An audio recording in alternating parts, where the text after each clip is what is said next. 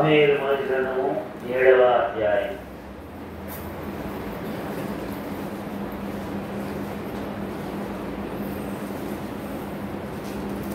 సమూయేలు మొదటి గ్రంథము 7వ అధ్యాయము 5,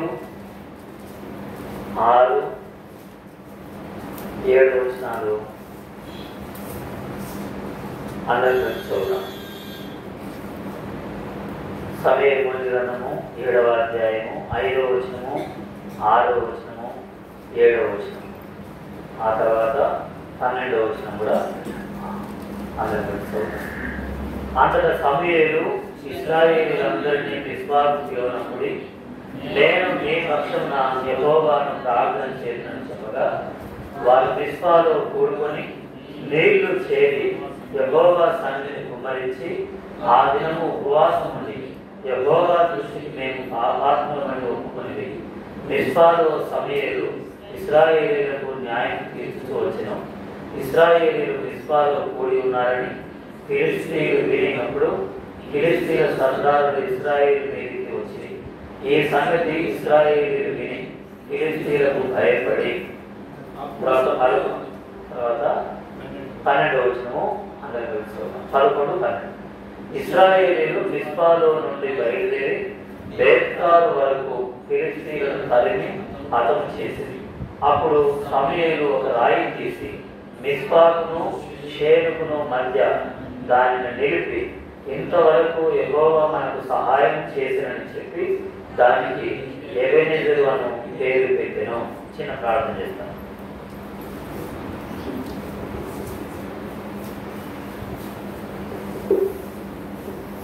ప్రేమగల తండ్రి, మా బోర్నంతులైన ప్రభా, ఇంతవరకు మీరు చేసిన సహాయం అంతటి కొరకే మీకు ఎంతో ఉన్నాను. మేము మిస్పాలో చేరి ప్రార్థించే సమయం మాకెంతో దీవెనకరంగా చేయండి. అనేకులకు రక్షణకరంగా నగరేకల పట్టణానికి కానీ మండలానికి కానీ ప్రభా, నగరేకల మండలంలో ఉన్న ప్రతి గ్రామానికి, నగరేకల చుట్టూ ఉన్న ప్రాంతాలకు ప్రభా ఆశీర్వాదకరంగా మా సహవాసము, మా ప్రార్థన సమయము దీవెనకరంగా చేయండి. ప్రార్థనకై పాట పాడుకునే కృప ఇచ్చారు. వాక్యము ధ్యానిస్తూ ఉంటుండగా ఈ కొన్ని నిమిషములు మా అందరితో మాట్లాడండి ప్రభా. మేము కొద్దిమందిగా చేరినాం, అయినప్పటికీ మీ రక్తము చేత విమోచించబడిన వారు, మీరే మమ్మల్ని బలపరచమని, మీ రక్త ప్రోక్షణ కిందికి మమ్మలను, మా సమయాన్ని, నా గొంతుకను ప్రభా, నా శరీరం అంతటినీ మీ యొక్క స్వాధీనం తీసుకొని వస్తూ మీరే కడిగి శుద్ధి చేసి మీ ప్రజల అక్కర కొలది విరిచి వాడుకోమని యేసు క్రీస్తు ప్రభు వారి పరిశుద్ధ నామములో ప్రార్థిస్తున్నాము తండ్రి.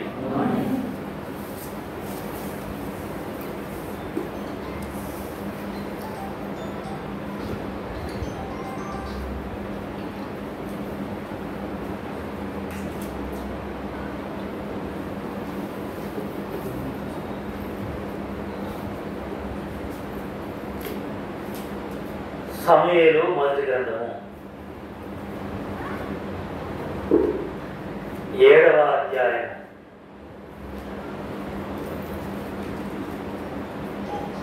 ఆ దినాల్లో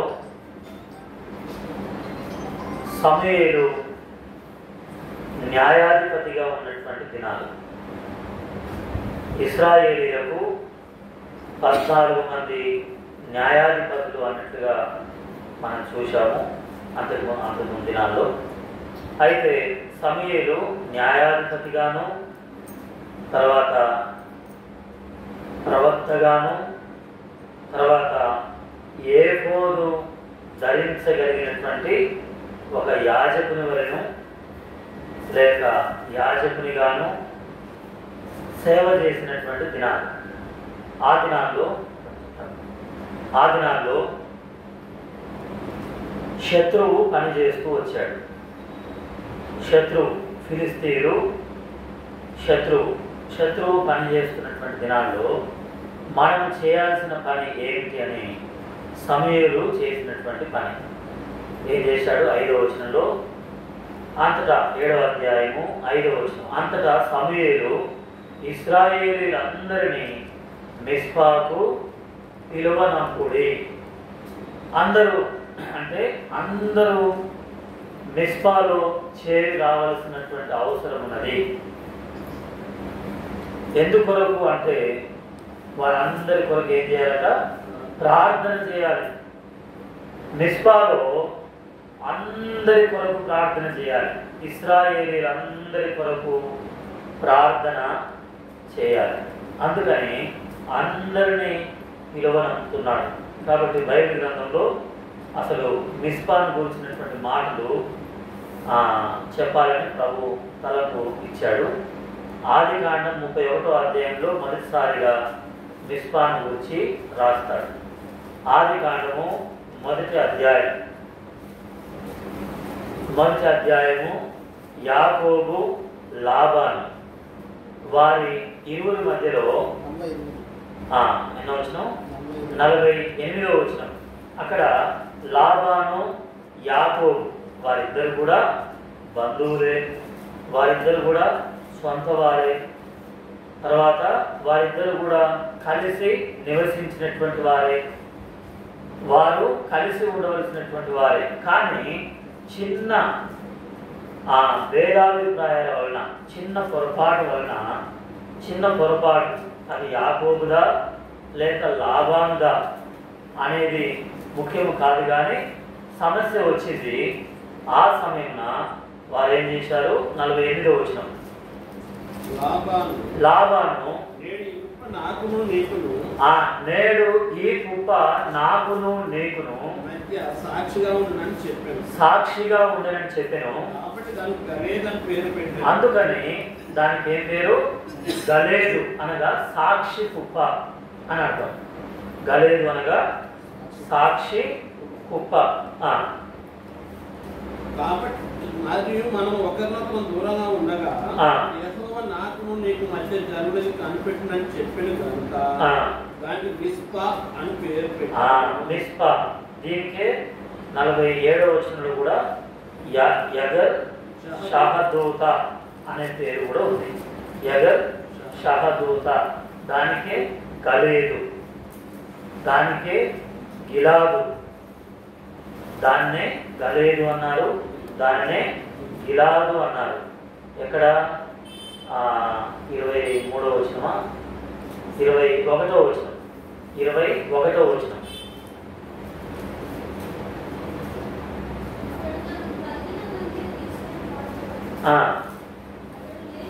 లేచి నది దాటి గిలాదును కొండ తట్టు. కాబట్టి ఏ కొండది? గిలాదు అనేటువంటి కొండ. 25వ వచనంలో కూడా అదే మాట రాస్తారు. ఇలా అక్కడక్కడ ఈ అధ్యాయంలో రాస్తున్నాయి. దానికే వారు గిలాదు అనే దానికంటే గలేదు, దానికే యగర్ షహదూత, ఇంకా అన్నిటికంటే ముఖ్యంగా మిస్పా అనే పేరు పెడితే మంచిది. ఎందుకంటే ఇక్కడ నాకును నీకును మధ్యన దేవుడు ఏమై ఉన్నాడు? సాక్షిగా ఉన్నాడు, లేక కనిపెట్టే దేవుడుగా ఉన్నాడు, లేక మన విషయంలో కనుగొనేటువంటి దేవుడుగా ఉన్నాడు అని మరి దానికి మిస్పా అనేటువంటి పేరు యాకోబు పెట్టినట్లుగా చూస్తున్నాం. దానికి యాకోబు తర్వాత లాబాను ఇద్దరు కలిసి మాట్లాడుతూ పెట్టినటువంటి పేరు. లాబాను యాకోబు కలిసి పెట్టిన పేరు ఏంటంటే దేవుడు కనిపెడుతూ ఉన్నాడు అని అర్థం.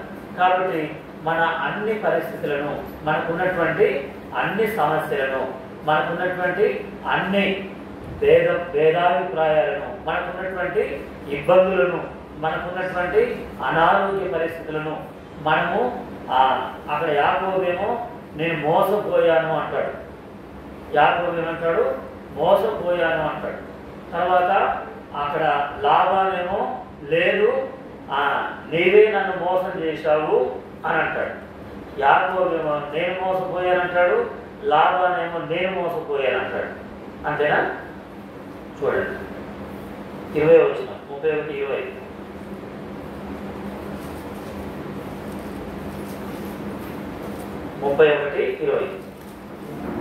యాకోబు తాను పారిపోతున్నానని సిరియా వాడైన లాబానుకు తెలియచేయక మోసపోవటం వలన అతన్ని మోసపుచ్చిన వాడాయి. 27వ వచనం. నీవు నాకు చెప్పక రహస్యముగా పారిపోయి నన్ను మోసపుచ్చితివేలా అని లాబాను అంటున్నాడు. యాకోబు ఏమంటున్నాడు? 39వ వచనం లేక 38 నుండి 37 నుండి ఇలా ఆ మాటలన్నీ ఇక్కడ రాస్తారు. ఇవన్నీ చదివే సమయం లేదు. అయితే ఇలా నువ్వు నన్ను మోసం చేశావు అనుకునేటువంటి సందర్భంలో నేను నిన్ను మోసం చేయడం కాదు, నువ్వు నన్ను మోసం చేయడం కాదు. ఏది జరిగినా మన ఇద్దరి మధ్యలో దేవుడు ఏమై ఉన్నాడు? సాక్షి అయి ఉన్నాడు. దేవుడే కనిపెట్టేవాడుగా ఉన్నాడు. దేవుడే ఆయన మనకు ఆ సాక్షి కుప్పగా ఈ రాయి రాళ్ళ కుప్ప ఏముంది అక్కడ? రాళ్ళ కుప్ప అని మిస్పా అనేటువంటి పేరు పెట్టారు. ఇక అక్కడికి రాగానే వాళ్ళకి ఏం జ్ఞాపకం వస్తుంది? దేవుడే మనకు సాక్షి, దేవుడే మనకు సాక్షి అని వాళ్ళిద్దరూ అక్కడ ఎన్నో ప్రమాణాలు చేసుకొని, ఎన్నో ఏమంటారు ఒప్పందాలు చేసుకొని, నిబంధనలు చేసుకొని ఇక నుండి మన మధ్యలో ఏ తగాద లేదు, అంత సమాధానమే అని ఈ అధ్యాయం ముగించబడింది. ఈ అధ్యాయము ముగించబడింది. ఏ తగాద లేదు, నీవు నన్ను నేను నిన్ను అనుకునేది లేదు. కాబట్టి ఈ స్థలం పేరు మిస్పా అని ఈ అధ్యాయం ముగించబడింది. ఆరంభమేమో సమస్యతోనో లేక ఒకరినొకరు అనుకోవడంతోనో ఆరంభించబడింది. ముగింపేమో ఇంకా ఎవరికి ఎలాంటిది ఉండొద్దు, అందరం సమాధానంగా ఉందాం. దేవుడు మనకు సాక్షి అన్నట్లుగా మన మధ్యలో మైక్ పెట్టినట్లు, మధ్యలో ఒక ఫోన్ పెట్టినట్లు ఇది మనకు సాక్షి అన్నట్టుగా ఒక మిస్పా అనేటువంటి పేరు పెట్టారు. ఇప్పుడు ఏం జరిగింది? న్యాయాధిపతుల గ్రంథంలో వారికి ఒక రకమైనటువంటి పరిస్థితి వచ్చింది. 10వ అధ్యాయం ఆది కాండంలో మర్చిపోయారు ఆ పేరుని. ఆ తర్వాత న్యాయాధిపతుల గ్రంథం 10వ అధ్యాయము 17వ వచనం.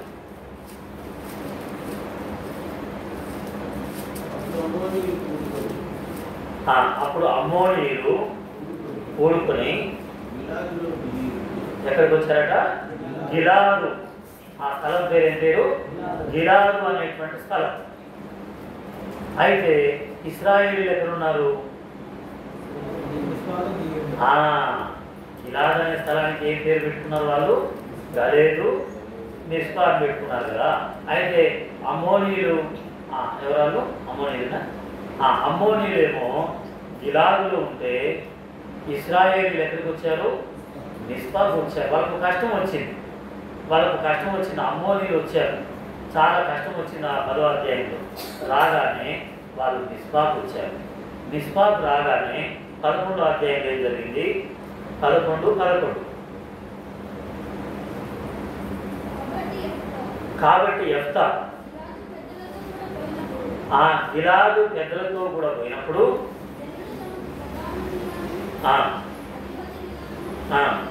అతను నియమించుకునేది. అప్పుడు యెఫ్తా మిస్పాలో ఏముంది?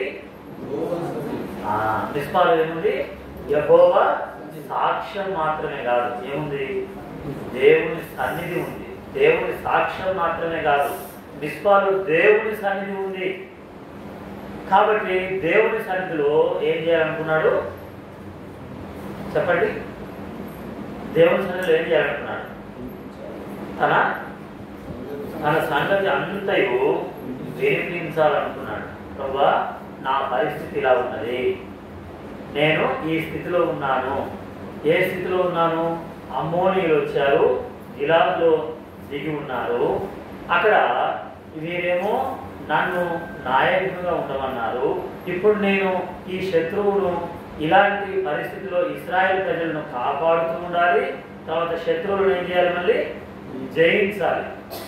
కాబట్టి నా పరిస్థితి అసలు నేను ఎవరిని తన సంగతంలో చెప్పుకున్నాడు కదా. అంటే అసలు ఎవరైనా మంచి వచనంలో చూస్తే చూడండి ఎలాంటి పరిస్థితిలో ఉన్నాడు.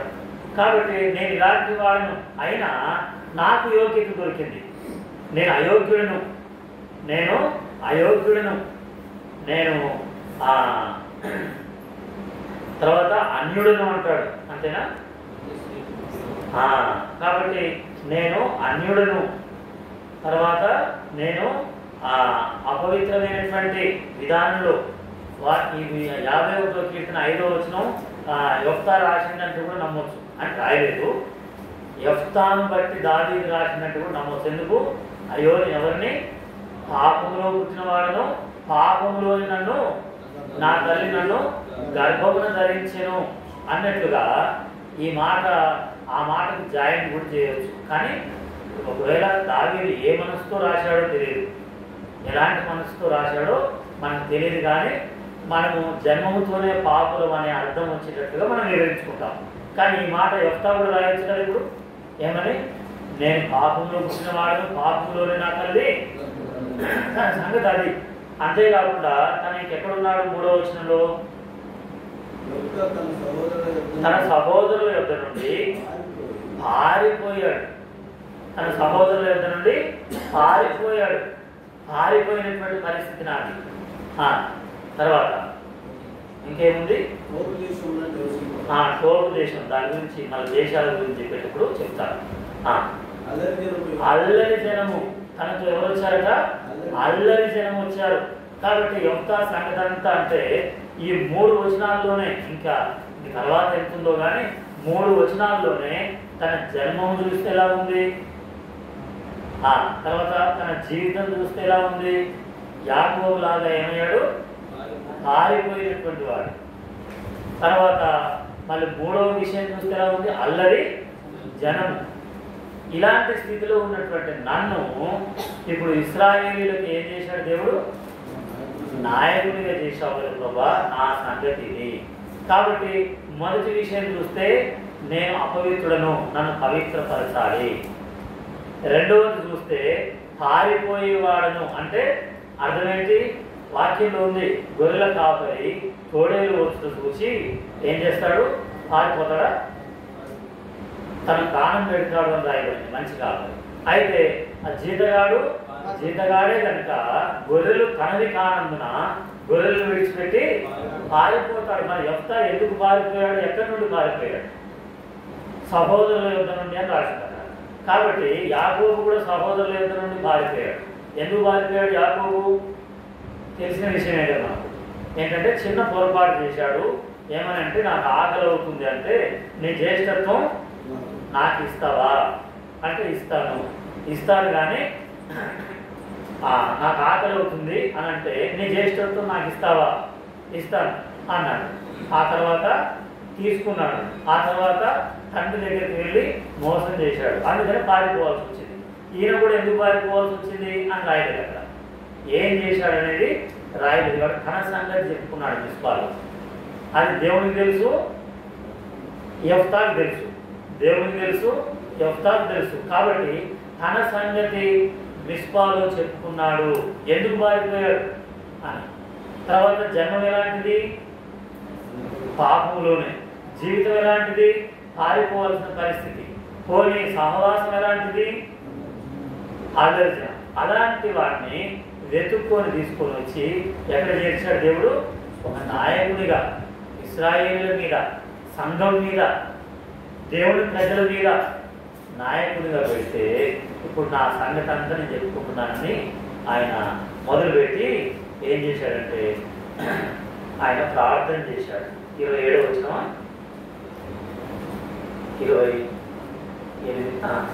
11వ అధ్యాయము 29 నుండి.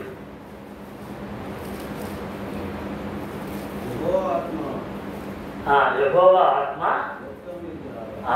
యెఫ్తా మీదికి రాగా ఇప్పుడు ఆయన ఏం చేశాడంటే దేవుని సన్నిధిలో ప్రార్థన చేయగా అతని మీదికి ఏమొచ్చింది చెప్పండి?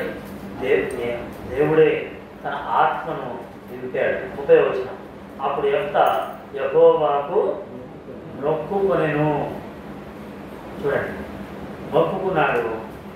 యెహోవాతో దేవుని యొక్క ఆత్మ తన మీదకి దిగిరాగా, ఇప్పుడు దేవుని ఆత్మ మనల్ని ఏం చేస్తాడు చెప్పండి? దేవుని ఆత్మ మనల్ని ఏం చేస్తాడు చెప్పండి? యెషయా గ్రంథము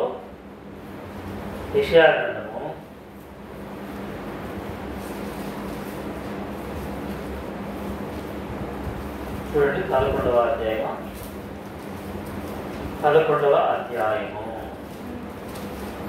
మొదటి నుండి 2వ వచనం. యెహోవా ఆత్మ 11:2 జ్ఞాన వివేకములకు ఆధారములకు ఆత్మ, ఆలోచన బలములకు ఆధారములకు ఆత్మ, తెలివిని యెహోవా యెడల ఏముంటుందట? యెహోవా యెడల భయభక్తులు. కాబట్టి యెఫ్తా మీదకి ఎవరు వచ్చారు? దేవుని ఆత్మ, యెహోవా ఆత్మ. యెఫ్తా మీదకి రాగా యెఫ్తా ఆ 3 విషయాలు చెప్పుకున్నాం కదా మనం. ఒకటేమో జన్మము బట్టి పాపి, రెండవది పారిపోవాల్సిన పాపి, మూడవది అల్లరి జనంలో చేరిన పాపి. దేవుని యొక్క ఆత్మ ఆయన మీదకి రాగానే ఏం జరిగింది చెప్పండి? ఈ 3 రకాలుగా దేవుడు ఆయన బలపరిచి, పవిత్రపరిచి, తనను శుద్ధి చేసి, ఇక క్రొత్త నిబంధనలకు వెళ్ళిన తర్వాత ఆత్మ వచ్చి యోహాను సువార్త 16వ అధ్యాయము 8వ వచనంలో రాయబడింది. ఇది మారు మనసును గురించి. యోహాను సువార్త 16:8 మారు మనసు లేక పశ్చాత్తాపం. అంతేనా? ఆ ఆత్మ వచ్చినప్పుడు అనే బదులు ఆయన వచ్చినప్పుడు ఆయన వచ్చి అంటే ఆత్మని గురించి రాస్తాడండి. ఈ మాటలు ఆత్మని గురించి రాస్తాడు, పరిశుద్ధ ఆత్మని గురించి రాస్తాడు. ఆయన వచ్చి పాపమును గూర్చి, నీతిని గూర్చి, తీర్పును గూర్చి, లోకమును లేక లోకములో నివాసం ఉంటున్న మనలను లేక లోకమైనటువంటి మనలను ఒప్పింపజేస్తాడు. మిస్పాలో తన సంగతి అంతా చెప్పుకుంటుండగా దేవుని యొక్క ఆత్మ తన నీటికి దిగిరాగా ఆయన తన యొక్క దేని గురించట? పాపమును గూర్చి, తర్వాత నీతిని గూర్చి, తీర్పును గూర్చి ఒప్పించాడు, ఒప్పుకున్నాడు.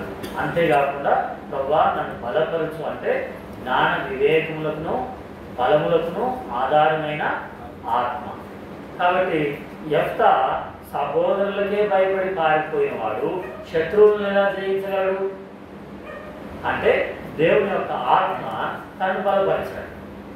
లేకపోతే యెఫ్తా వలన కాదు. అది ఎవరి వలన కాదు, ఆత్మ సహాయం వలననే తప్ప. ఇదే మాట అపోస్తలుడైన పౌలు అపోస్తలుల కార్యాలలో సాక్ష్యం చెప్తాడు. ఆ మాట చూడండి, 20వ అధ్యాయము 22వ వచనం.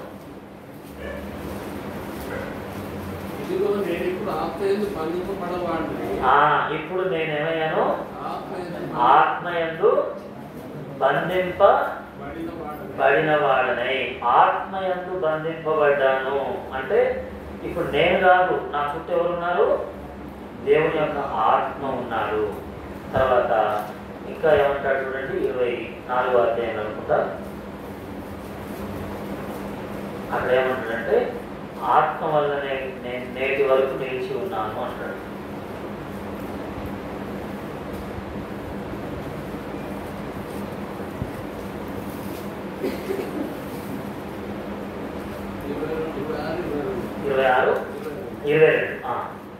ఆయనను దేవుని వలన సహాయం పొంది నేటి వరకు నిలిచి ఉంటుంది. అక్కడ సాక్ష్యం ఇచ్చేటప్పుడేమో ఆత్మ వలన బంధింపబడిన అంటాడు.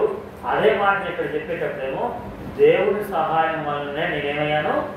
నిలిచి ఉన్నాను. దేవుని సహాయం లేకుండా మనం నిలిచి ఉండలేము. లేకపోతే యెఫ్తా ఏమయ్యాడు? పారిపోయాడు. దేవుని సహాయం లేకపోతే మనం ఏం చేయలేము, నిలిచి ఉండలేము. అప్పుడు యెఫ్తా అక్కడ ధైర్యంగా నిల్చున్నాడు. అంతేకాకుండా యెఫ్తాలో క్షమించండి, మిస్పాలో యెఫ్తాకు ఏముందంట చదవండి. న్యాయాధిపతులు 11వ అధ్యాయము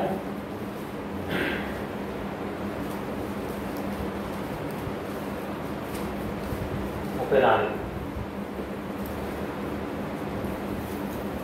న్యాయాధిపతులు 11:34. తన ఇల్లు అని రాశాడు. యెఫ్తా మిస్పాలో ఉన్న తన ఇల్లు అంటే, మిస్పా అంటే నివాస స్థలం. మిస్పా అంటే నివాస స్థలం. మనం ఎక్కడున్నా, ఎవరింట్లో ఉన్నా, ఎంత కోటీశ్వరుల ఇంట్లో ఉన్నా ఎలా అనిపిస్తుంది చెప్పండి మనకు? వాళ్ళ ఇంట్లో ఉన్నంతసేపు వాళ్ళు పెడుతున్నది ఏం తిన్నా, వాళ్ళు పెడుతున్నది మనం ఏదైనా ఇచ్చినా, వాళ్ళు ఏసీ పెట్టినా, లేకపోతే వాళ్ళ ఇంట్లో మంచి సౌకర్యాలు కల్పించిన మెత్తటి పరుపు, అలా కూర్చున్నా కానీ పైకి ఎగిరేసి మన కింద పడేసే పరుపు మనకి ఇచ్చినా కూడా, మన ఇంటికి వచ్చి మనం నులక మంచంలో కూర్చున్నా, మన ఇంట్లో మనం కూర్చున్నంత వరకు ఆ ఇంట్లో ఏదో పరాయి వాళ్ళలాగా అనిపిస్తుంది.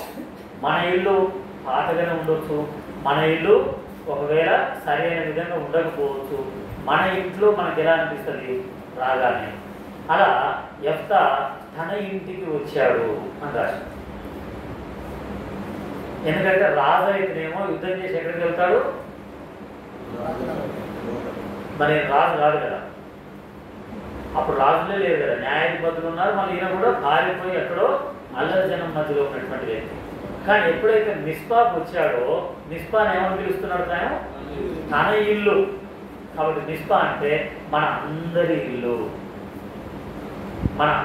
ఇల్లు, అది యెఫ్తా గురించి రాసే ఆ మాట పరిశుద్ధాత్మ దేవుడు ఎందుకు రాసి పెట్టాడు? కానీ యెఫ్తా అంటే మిస్పా అంటే మన ఇల్లు లేక స్వగృహము అని చెప్పాలి. ఒకటి స్వీట్ హౌస్ కూడా పేరు పెట్టారు. ఏ sweet house? Swagruha sweet house అని పెట్టారు కదా. పుల్లారెడ్డి ఒకసారి స్వీట్ హౌస్కి వెళ్ళి శాంపుల్ తినమంటే తింటే పుల్లగా ఉన్నాయి. ఏంటి పుల్లగా ఉన్నాయంటే అక్కడ చూడండి, ఆ స్వీట్ హౌస్ పేరు ఏముంది? పుల్లారెడ్డి అయినప్పుడు పుల్లగా ఉండకుండా ఎలా ఉంటాయి అన్నట్టు.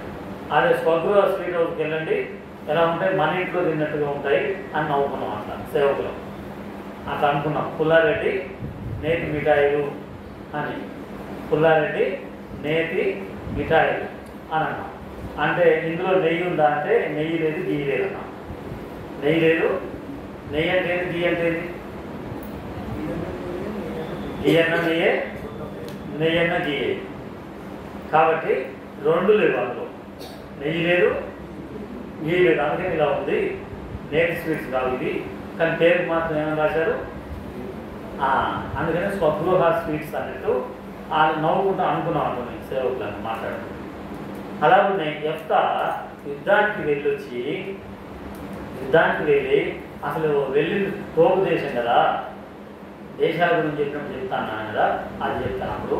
అయితే తోపు దేశానికి వెళ్ళాల్సిన వాడు ఎక్కడికి వచ్చాడు? ఇప్పుడు మిస్పాకు వచ్చాడు అని రాస్తూ ఏమన్నాడు? తన ఇంటికి అని రాశాడు. అంటే తన ఇంట.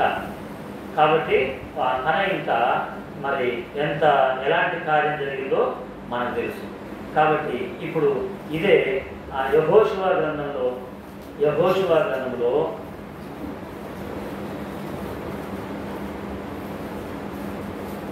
దీన్ని మిస్పాన్ రాసేటప్పుడు ఏమని రాశారో చూడండి. యెహోషువ గ్రంథము 14వ అధ్యాయం యొక్క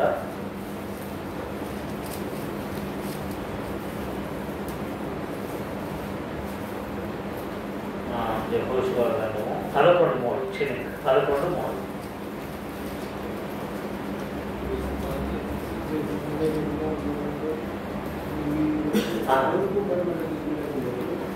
మూడో వచనంలో ముఖ్యమైన మాట ఏంటి?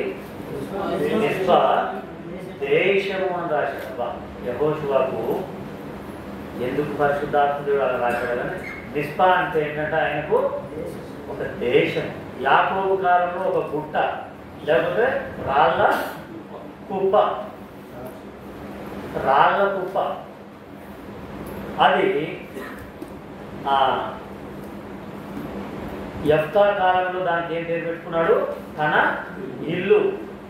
యెహోషువ కాలంలో ఏం పేరు పెట్టుకున్నాడు దానికి? దేశం. దేశము ఇదే దేశం అంటే ఇక ఇల్లు అంటే ఎలా ఉంది, దేశం అంటే చెప్పండి ఒకరికి కాదు. ఇల్లు అంటేనేమో ఏదో ఒక్కరికి, ఒక కుటుంబానికి చెందింది. ఇల్లు అంటే ఏదో ఒక్కరికి, ఒక కుటుంబానికి చెందింది. లేకపోతే ఒక వాళ్ళ ఇల్లు. ఇప్పుడు మా ఎర్రగడ్డగూడెం అని ఉంది పక్కన, మా అక్క వాళ్ళది ఎంత అంటే కనీసం 15 గుంటలు వాళ్ళ ఇల్లు. 15 గుంటలు ఇల్లంతా ఒకటే కాంపౌండ్ వాళ్ళు. అందులోనే వాళ్ళు ఎవరిది వాళ్ళు ఇల్లు కట్టుకున్నారు. ఇప్పుడు మళ్ళీ మనవన్లు మునిమనవన్లు అయ్యారు కాబట్టి దాన్ని ఎలా పంచుకోవాలో తెలియక హైదరాబాద్లో ఇల్లు స్థలాలు కొనుక్కొని అక్కడ కట్టుకున్నారు. కానీ అక్కడికి వెళ్ళామంటే ఆ కాంపౌండ్ వాళ్ళకి వెళ్తే ఒక ఎలా ఉంటుందంటే పెద్ద ఆవరణం, ఒక రాజా భవనం లాగా. అంటే గుడిసెలే, తెగుటిన్లే. మా బావగారు చనిపోయినప్పుడు అన్నవాళ్ళు కూడా వచ్చారు అక్కడికి. అయితే అంత ఎట్లా అనిపించిందంటే అక్కడికి వెళ్తే ఒక లోగిడి అంటారు, లోగిడి అనే చాలా అన్ని నివాసాలు ఉంటాయి. అందులో ఒక కుటుంబం వాళ్ళే ఉంటారు, వేరే వాళ్ళు. దేశం అంటే చెప్పండి, దేశం అంటే కాబట్టి యెహోషువ కాలంలో దీన్ని ఏమని చెప్పారంటే మరి దేశం అని చెప్పారు. అంటే అర్థం ఏంటంటే అన్ని రకాలైనటువంటి ప్రజలు కదా, అన్ని భాషలు కలిగినటువంటి ప్రజలు, అన్ని మనస్తత్వాలు కలిగినటువంటి ప్రజలు, అన్ని రకాలైన అంటే అందులో రైతులు ఉంటారు, అందులోనే ఉద్యోగస్తులు ఉంటారు, అందులో కూలి పని చేసుకునే వాళ్ళు ఉంటారు, అందులో నాయకులు ఉంటారు, అందులో అధికారం చేసేవాళ్ళు, అందులో సైనికులు ఉంటారు.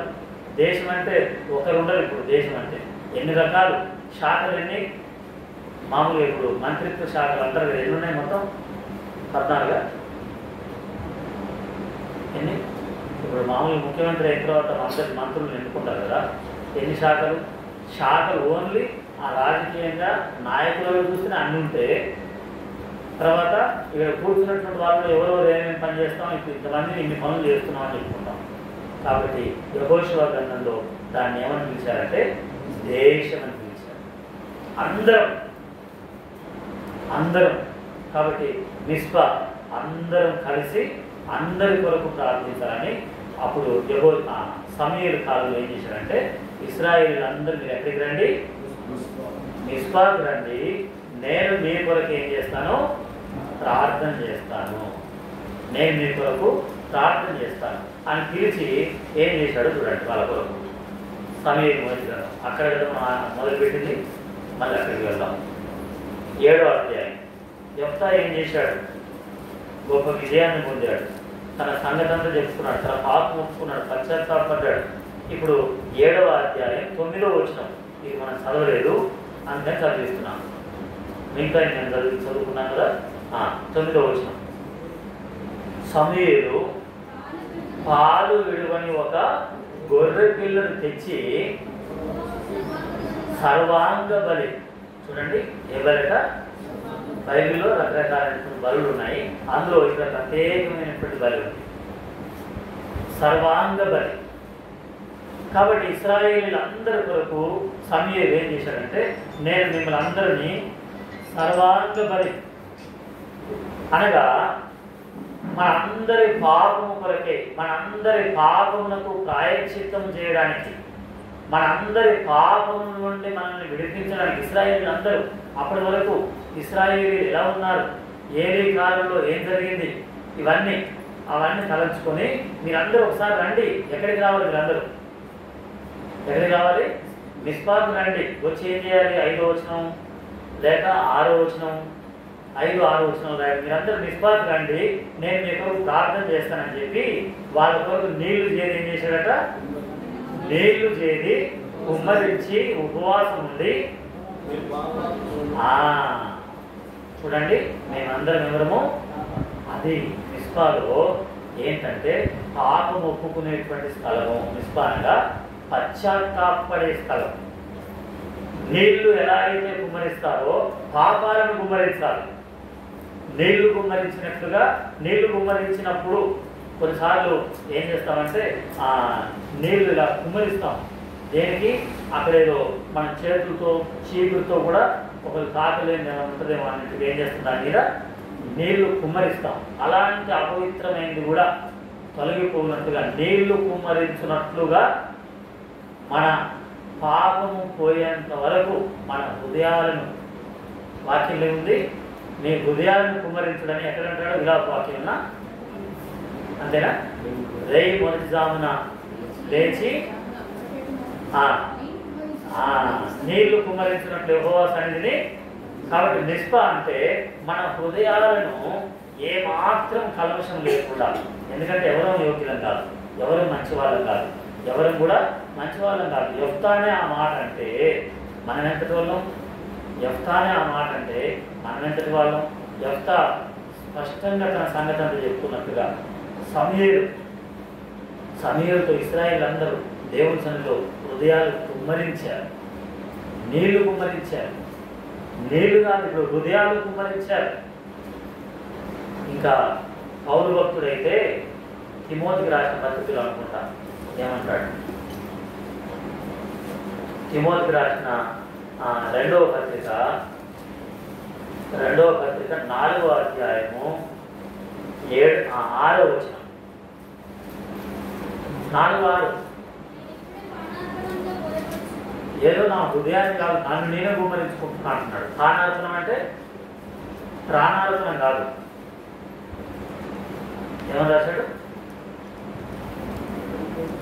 ప్రాణార్పణముగా అంటే నీళ్లు ఆ దినాల్లో ఎలా కుమ్మరించుకున్నారో నన్ను నేనే కుమ్మరించుకుంటున్నాను ప్రభువా. ఇది మిస్పా అంటే మనల్ని మనం కుమ్మరించుకునేటువంటి స్థలం. మనల్ని మనం కుమ్మరించుకోవాలి అంతే. మన సంగతి అంతా దేవుని సన్నిధిలో చెప్పుకోవాలి, ఇతరుల సంగతి కాదు, మన సంగతి. అలా చెప్పినప్పుడు దేవుడు ఏం చేశాడంటే ఒక గొప్ప కార్యం చేశాడు. త్వరగా చూపిస్తాను. ఇంకా చూపించి ప్రార్థన సమయం కాబట్టి 7వ అధ్యాయం సమయం అయిపోయింది. 7వ అధ్యాయము 10వ వచనము. దహన బలి, అదేమో సర్వాంగ బలి అన్నాడు కదా, మళ్ళీ దాన్ని ఏమన్నాడు? దహన బలి అన్నాడు. సర్వాంగ బలి అంటే ప్రభువైన యేసుక్రీస్తు వారు ఆయన కాళ్ళకు, చేతులకు, తలకు, కండ్లకు, శరీరానికి, తన ఎముకలకు, లేక తన దేహమంతటికి, తన ప్రక్క, తన యొక్క దేహం అంతా ఎలా అయితే నలగొట్టబడ్డాడో ఆ నలగొట్టబడినటువంటి స్థలం మిస్పా అంటే. సర్వాంగ బలి, దహన బలి అర్పించుతుండగా ఏం జరిగింది?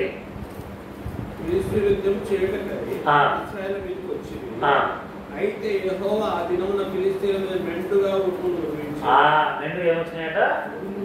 ఉరుముల మెరుపుల మెండుగా చేసి, ఉరుముల మెరుపుల అపజయమేచెను అపవాదికి, అపజయమేచును.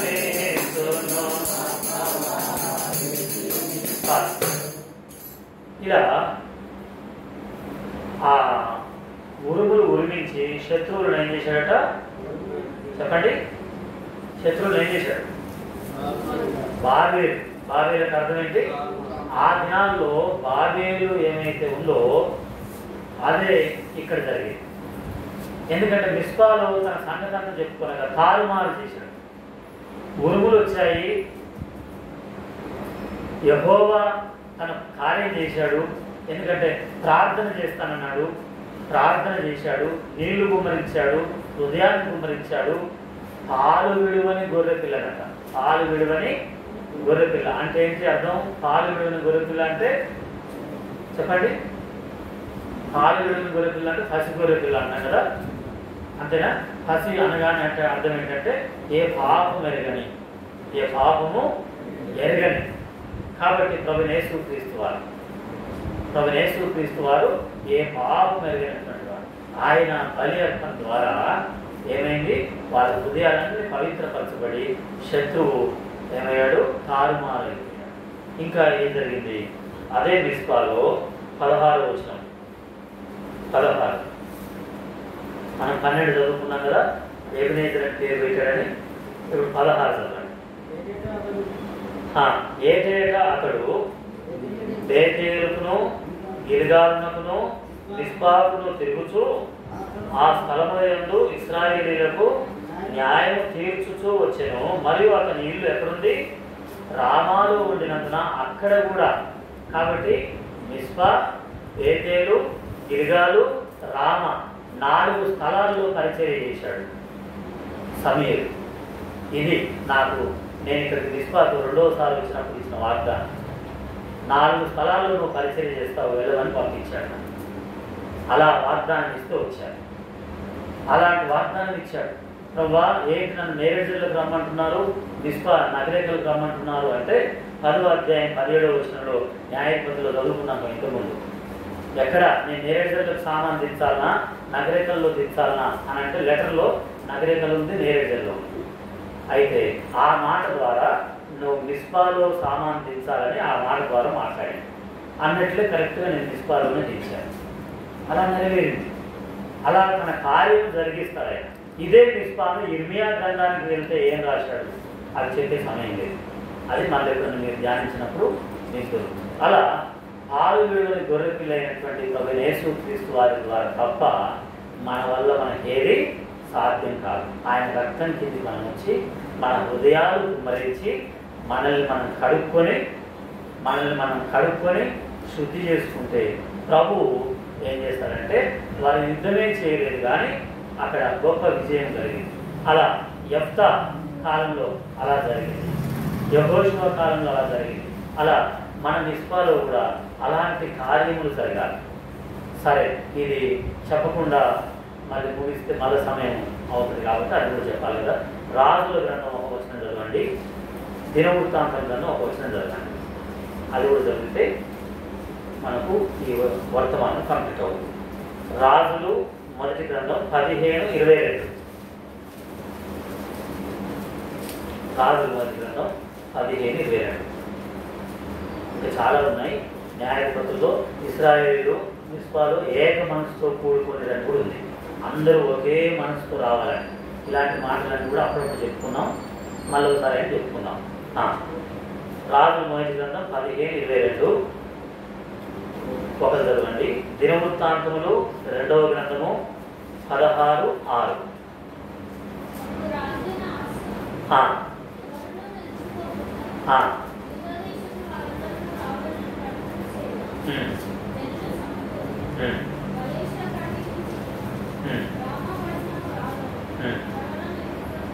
వచ్చింది.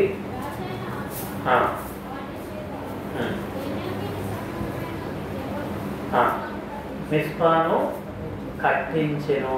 మిస్పా కట్టించబడింది. దీన్ని 2వ దినవృత్తాంతములు 16:6. 16:6.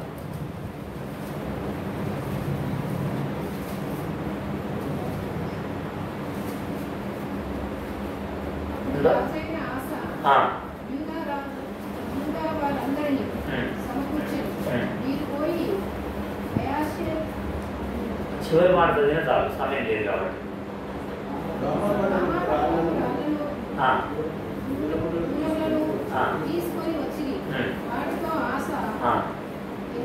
ఎవరు మిస్పాను కట్టడమే కాదు, మిస్పా ప్రాకారం కూడా కట్టేది కాదు. మిస్పా ప్రాకారం కూడా కట్టబడింది. కాబట్టి ప్రభు అలాంటి గొప్ప కార్యం చేస్తాడు. ఎప్పుడు న్యాయాధిపతులు మనం ఎప్పుడు చెప్పుకుంటాం కదా, 20వ అధ్యాయం మొదటి వచనంలో వాళ్ళు ఏక మనసుతో మిస్పాలో ఉండేది అనే మాట ఉంది కదా.